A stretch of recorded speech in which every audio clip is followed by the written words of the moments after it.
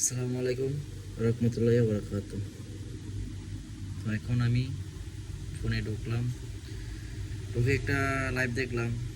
শেখ হাসিনার ছেলে যা বললো, তো বলছে যে আজ থেকে দেশের মানুষের ওর কোনো চিন্তার বিষয় না, তো ওর ফ্যামিলির কোনো চিন্তার বিষয় না।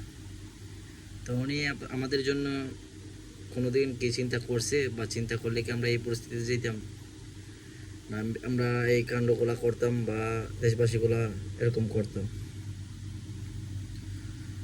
তো আমাদের শেখ মুজিবুর রহমান, তো উনি অনেক বড় মাপের লিডার ছিলেন। তো ওনাকে এখনো মন থেকে শ্রদ্ধা করি।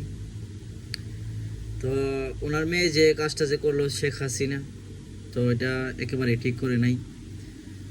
তো পাপ বাপের সারে না, এটা আমরা বলছি না, আমাদের বাপদাদাই বলছে।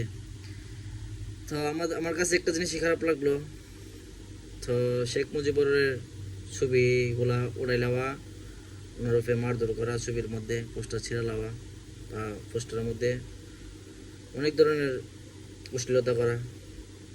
তো আমরা খেয়ের রাজনীতি করি, বা আমরা খেয়ের মানুষ হইলাম, আমরা যদি আমরা আগের দেশে আগের মানুষগুলোর নাম মন না রাখি, তো আমরা যদি মন না রাখি আগের দেশে আগের মানুষগুলো কী করছে, তো আমাদের ছেলে মেয়েও আমাদের কথাবার্তা কোনো কিছুই আমাদের মন থাকবে না।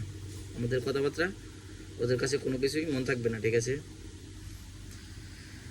তো আমি চাই যে এই কাণ্ডগুলা আর না হোক। তো উনি ওনার জায়গাতে আছে, তো আমরা তো আমাদের চেয়ার পাইছি, ইনশাল্লাহ পাবো ইনশাল্লাহ 3 মাস পরে।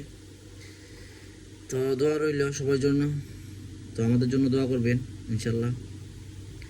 তো ভালো থাকবেন, আসসালামু আলাইকুম।